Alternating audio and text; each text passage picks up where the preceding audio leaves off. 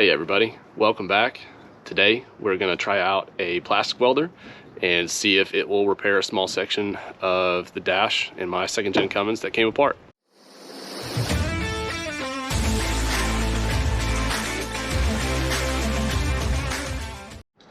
Alright, so little backstory. Probably like a year ago at this point, I was driving the truck, had the windows down, and started to hear some noise from inside the cabin, and looked over, and my dashboard, or actually my glove compartment, like the only thing that was connecting it to the truck was the latch mechanism itself. So it's just kind of like sitting there flapping.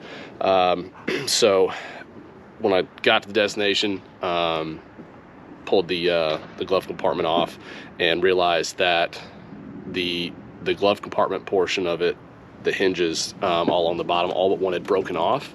And this last go around, the piece that actually is on the truck side, or the dashboard side, actually had broken off. So spin you around here. This is the old glove compartment. I've been searching for a while to find a replacement, and that's actually what's inside the box. But this is the piece that we're actually going to be attempting to plastic weld back to the truck itself. All right guys, so I'm going to show you some of the products I'll be using to try to fix this dash. I'm not really going to waste a whole bunch of your time. It's not necessarily like a product review video. I'm just kind of showing you the tools that I'm using, and we're going to find out together if this is going to work well or not.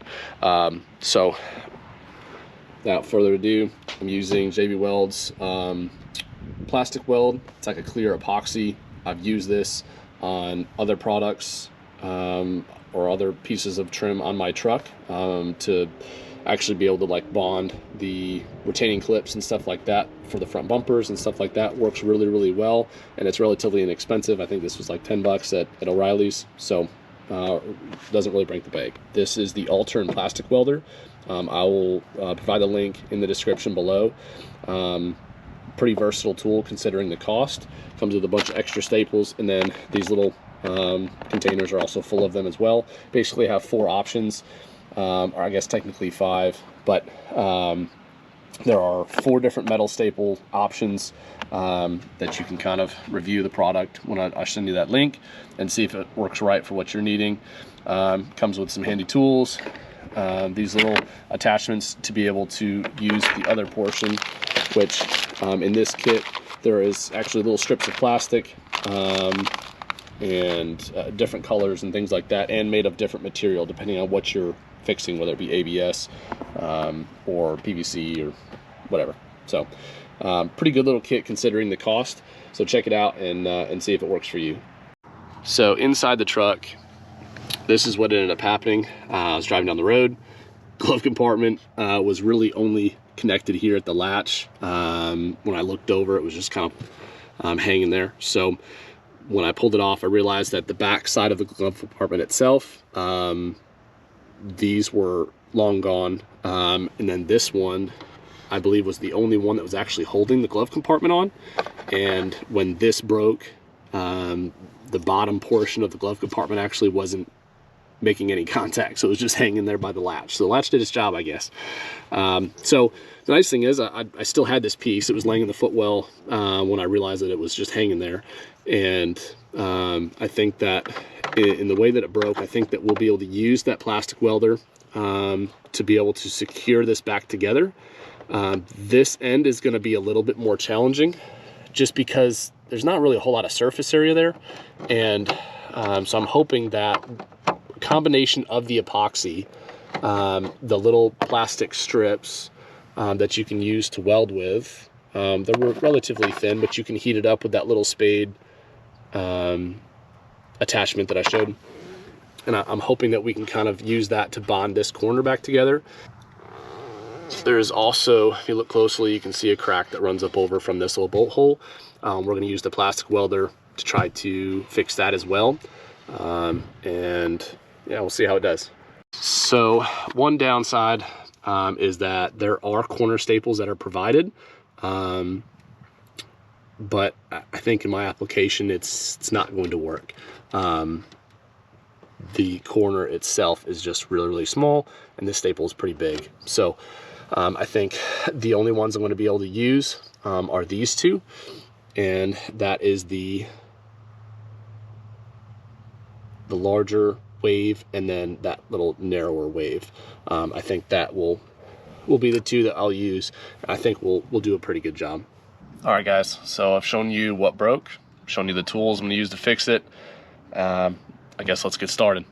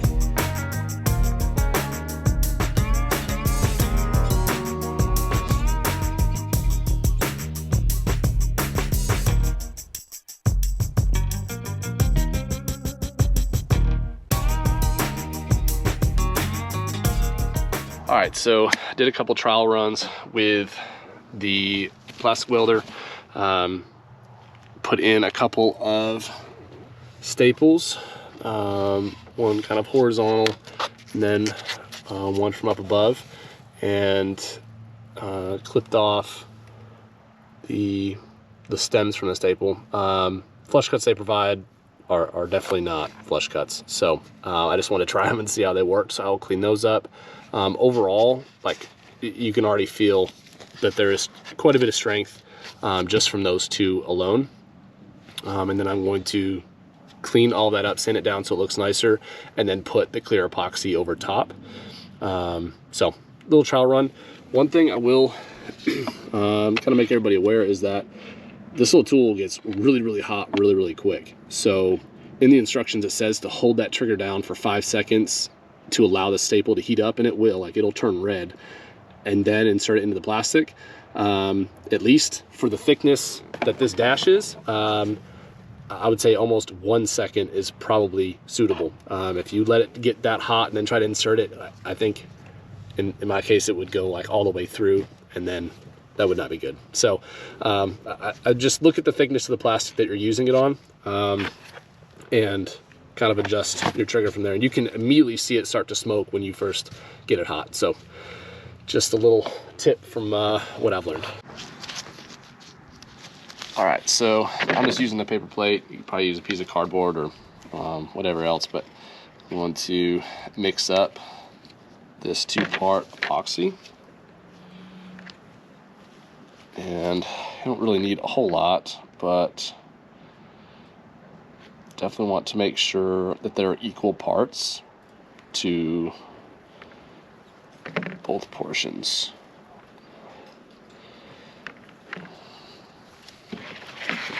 Right.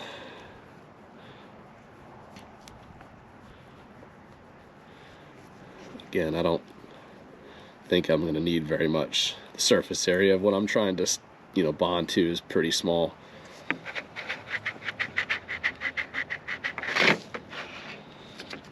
Definitely recommend wearing gloves when you're messing with this stuff. It's like anytime you try to super glue a toy, you always end up getting more of it on your fingers than you do the actual toy. So, keep from getting that stuff all over your fingers.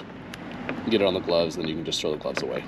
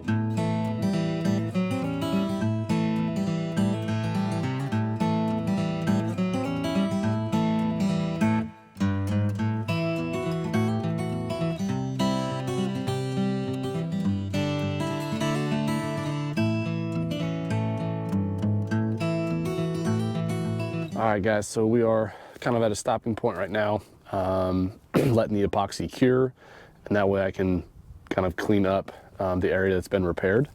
So just to give you guys kind of the latest update, I did one of the staples underneath, one that was up on top. There's been 2 installed there that was fixing that crack from earlier. And then right now the epoxy is curing, and then once that's done, I'm actually going to clean up the areas that are kind of rough and just sand them up a little bit. So we'll check in as soon as everything's dry. All right, guys, so we are at about a week later. Temperature kind of dipped down, and I really wanted to make sure that this epoxy cured, so wasn't trying to rush it. Yeah, so everything is cured, everything's dry. So I'm gonna try to come back in here and clean up these little bit of staples that are still remaining after I snipped most of them off, and then just kind of sand it a little bit flat, and kind of clean it up some, and then I'm gonna go back over it with a thin layer of the epoxy, and I think I'm gonna leave it just as is. A lot of it's all gonna be covered up by the glove compartment anyway, so let's get to it. All right, so to clean up the staples and the little area that I repaired, I'm just gonna be using this little Chicago Electric rotary tool that you can get from Harbor Freight. I don't remember how much I spent on it, but I'll try to find the link and I'll put it in the description of the video.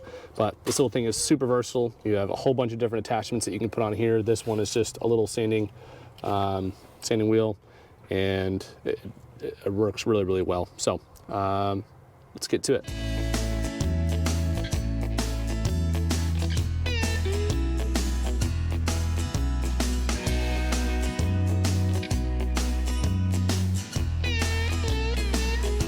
All right, guys, so the last little portion of cleaning this up and sanding it smooth wasn't recording, so rookie mistake, I guess. This is kind of where we are. I'm gonna wipe it all down. So there's no more sharp pieces from the remnants of the metal staples that went in to help mesh the plastic together. So that's all sanded smooth, and then just from the heat and the plastic melting, it kind of leaves a bunch of ridges, so it's no longer smooth anymore.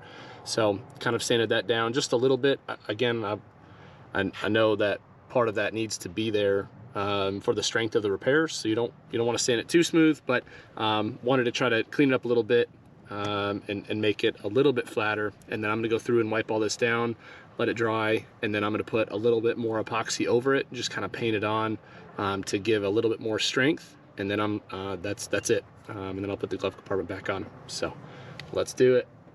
All right, guys, so I'm just gonna clean the surface with some isopropyl alcohol. This is just literally over the counter stuff that you can get, and then just a lint-free towel or paper towel. So I don't want to use any type of cleaner on this, because a lot of times they'll leave behind some sort of residue that you can't really see, and then when you try to use epoxy or something else, it's not gonna actually adhere. Sometimes you'll see it like bubble up and do some weird stuff. So clean it with alcohol. That will really completely get rid of any contaminants or oils, anything that's on the surface from all the repairs. And then when we put down some more epoxy, it'll actually adhere.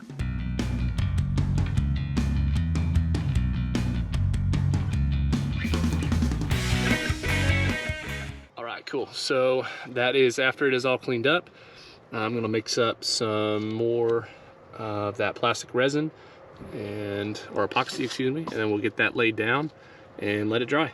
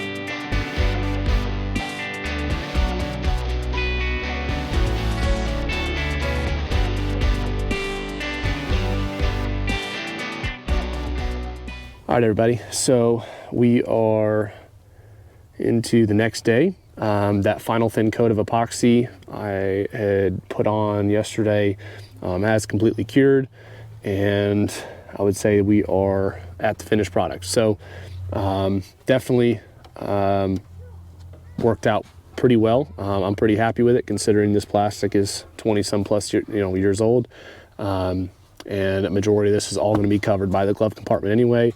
So I wasn't as concerned with it being like super pretty. I just really wanted to have that strength and try not to, have it re-crack down the road. So I'm going to put the glove compartment on, which is pretty exciting. I've been driving this truck around without a glove compartment for the better part of a year. So I'm going to get that put back on. And then one of the things I had done was disconnect the glove compartment light, because with the door not being there anymore, this wasn't getting depressed. And I didn't want it to kill the truck. So going to hook that back up, and then I'm actually going to change out the traditional halogen bulb for an LED bulb that I have changed everything else in the truck to. So gonna get that put in there and test it out. So let's do it. So got the LED light in, got that harness reconnected, glove compartment's back on. Now when we open it, boom. And then showing up underneath, really, if you're down up underneath this compartment, you can see that little mark there. But looking at it from the top down, I mean, you can't see any of it. So that's awesome. I think that's a wrap. And hope you guys enjoyed the video. If this was helpful to you guys, please click like, click subscribe, click that bell thing. I'll be making more videos as I work on other stuff on this truck. So, all right, appreciate you guys.